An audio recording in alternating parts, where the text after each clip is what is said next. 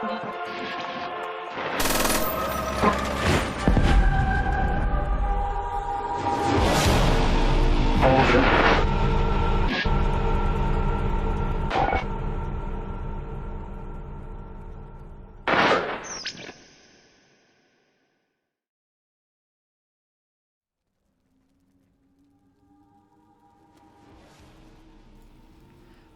is the most underrated map of all time. Being only the second Zombies map ever released, it brought some crucial innovations to the table that were essential for the mode's survival. With the only previous map being knocked at the time, fans of Zombies didn't have any clue into the drastic changes that would be made with the release of Map Pack 1 for Call of Duty World at War. So with that, before we examine the innovation, aesthetics, and gameplay loop of the map, let's take a look at the history and the setting of Verrückt. To set the scene, Verrückt takes place at the Wittenau Sanatorium, located within the Nazi Empire in Berlin.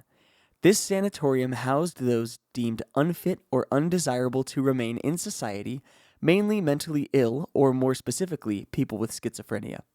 According to a study conducted by E. Fuller Torrey and Robert H. Yolkin on the real-life Nazi regime's asylums, they estimate that around 250,000 people with schizophrenia were killed or sterilized during Hitler's reign. These asylums were used to house these individuals and often hid the sinister truth of what the Nazis were conducting from the general public. Unethical testing, torture, experiments, and even murder were commonplace for asylums during World War II. In the context of the Zombies timeline, the Wittenau Sanatorium was used by Group 935 as a testing facility for zombies prior to the events of Verrückt. The players in World at War were thought to be 4 unidentified Marines, until several years later with new story developments for the Ether story, revealing that the 4 playable characters for Verrückt actually include Tank Dempsey, Paxton Gunner Ridge, Smokey, and John Banana.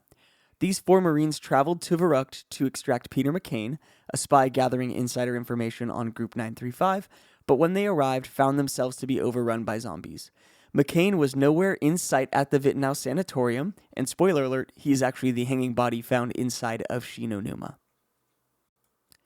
The asylum can be found in 2 other areas in the game prior to the release of Map Pack 1, in both the campaign and multiplayer.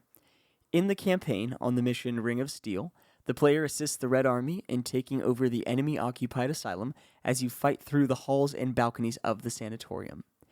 It is interesting to me how different the interior layout of the campaign asylum and Verrückt are. It shows how committed the developers were to creating unique experiences out of reused assets, unlike many of the recent Zombies maps that feel uninspired and recycled. Modern Warfare Zombies. The outside of the asylum building remains identical between the campaign, multiplayer, and Verrückt itself. However, the inside is almost unrecognizable as the same map. In multiplayer, the map Asylum takes place in a very similar layout to the campaign mission.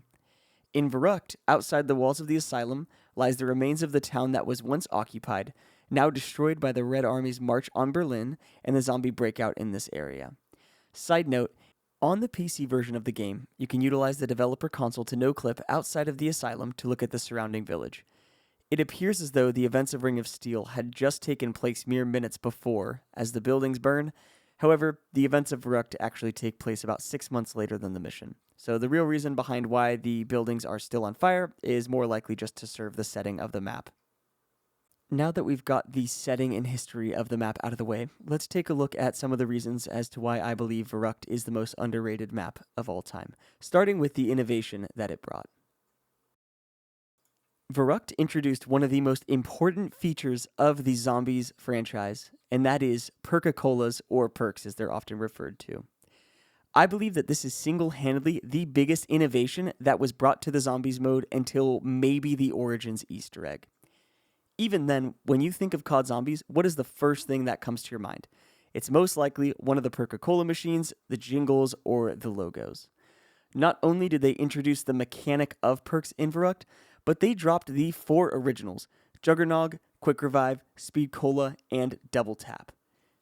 These 4 perks that were initially introduced are the most instantly recognizable, and dare I say, some of the best among all of the perks. Now, I can already hear you complaining about how Quick Revive doesn't function in solo like it does in later titles. And to that, I say, get good. In all seriousness, though, the developers had already improved or expanded upon the zombies gameplay loop so much with perks, we can't expect a jump from Nocturne and Toten to Kino innovation overnight. Verrückt also saw several other innovations, like the moving mystery box, which can teleport to different predetermined locations around the map when the infamous teddy bear appears. The PPSH was available in the mystery box for the first time in Zombies, which is one of the best weapons in the entire mode to date. The nuke power-up started giving players 400 points when picked up to incentivize using the nuke outside of a survival-only situation. The power switch made its first appearance, which needed to be manually switched on to allow access to perk-a-colas, traps, and the unique spawn system, which we will dive into later. Lastly, we saw the introduction of traps for the first time, with electric traps being placed in a few different areas around the map. The electric traps on this map would become very useful for high round strats, and they would evolve over the next titles of COD games, becoming vital to many of the high round strats for Shino Numa, Kino der Toten, and others. We could discuss how Verrückt's innovations changed the course of Zombies indefinitely for the future maps. However, I want to take some time to discuss another reason why this map is so underrated, and that is how horrifying Verrückt is. Verrückt is by far the scariest map in the entire COD Zombies catalog, hands down, which is achieved by a few different things, including the terrifying setting, claustrophobic map design, zombie jump scares, and the sound design. The thought of being trapped alone in a sanatorium with nobody around is enough to make your skin crawl. Throw in what feels like the fastest sprinting zombies of all time that always seem to jump out right when you're going through a doorway, and you have concocted the recipe for instant nightmare fuel. Starting on the Juggernog spawn side, there is a dentist's office that makes this sound when interacted with.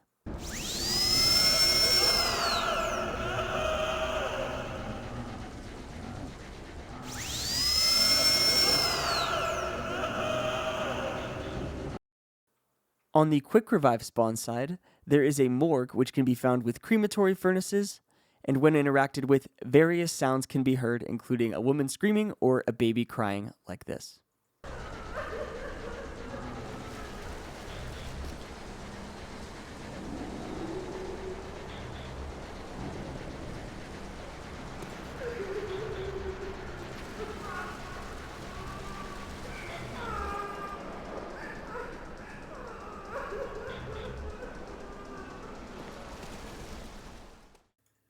Upstairs, near the kitchen room, unintelligible writings can be seen in what looks like blood across the walls, akin to something you might see from someone with paranoid schizophrenia in an actual sanatorium.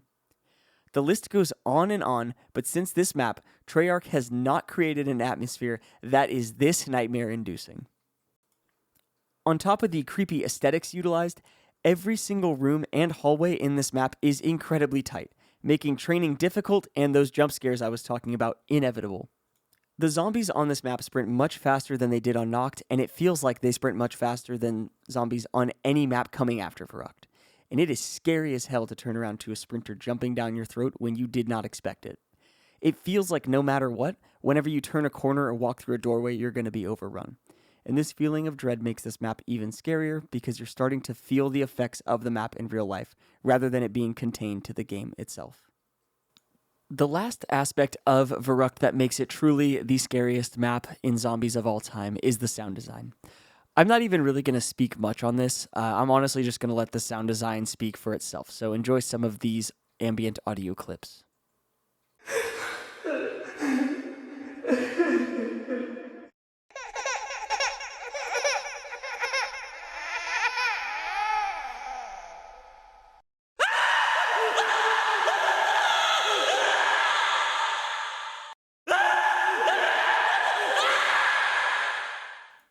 I truly believe that Verrückt is scarier than any other map in the Zombies catalog. However, there's one more additional aspect as to why I believe that Verrückt is the most underrated of all time, and that is the addicting gameplay loop and the difficulty of the map. I don't need to sit here and tell you that Verrückt is notoriously difficult, even by today's standards. With no available pack-a-punch, no stamina up, and the relentless speed of the zombies, it makes every single round a challenge. including the setup rounds, as the World at War engine had players down from only 2 hits, with, again, no solo quick revive available. But I believe that it's this difficulty that actually adds to its replayability. Similar to how Soulsborne games draw players in with difficult yet fair gameplay, the difficulty of Verrückt makes it even more addicting than Noct to keep chasing higher and higher rounds. I'm sure you've noticed by now that all of my shown gameplay is on relatively lower rounds, and that's because I really struggled to play World at War again after such a long time. I've become absolutely reliant on some crutches like solo quick revive, gobblegums, field upgrades, etc. that can get me out of a corner that I've trapped myself in. On Verrückt, you only have your guns to rely on to get yourself out of a situation. Oftentimes, mistakes lead to a game over no matter what round you're on. This brutal difficulty culls the herd. You either give up from losing hope, or you learn from your mistakes and continue grinding to get to higher and higher rounds. I personally believe that the difficulty improves the gameplay loop over Nocturne and Toten, as well as many of the more recently released maps. In Noct, setup involves buying 1 or 2 doors and spinning the box until you get weapons that are usable for higher rounds. For Verrückt, you have 3 to 4 doors to purchase to get to power depending on your spawn side, the mystery box to spin, perks to purchase, traps to use, and much more viable wall weapons. With the additional steps to take to set up, the player has much more to do, and this translates to a much more enjoyable gameplay loop. However, Verrückt doesn't overdo it as well with an overly complicated system that can take up to an hour to get fully set up, such as some of the more recently released maps. While Verrückt may not get the most love of all maps, it has a dedicated fanbase that appreciates the unique challenges and atmosphere. I personally believe that Verrückt offers an experience that is not available in other Zombies maps. That's not to say that Verrückt is my favorite map overall, however, it does deserve more recognition for how truly incredible the map is. For me, it gets an A tier on my Zombies tier list. If you enjoyed this deep dive into Verrückt, be sure to like, subscribe, and hit the bell for more Zombies content in the future. I also often stream over on Twitch, and I'll link my channel down in the description. Let me know in the comments what your take on Verrückt is, and I will see you in the next one. Peace.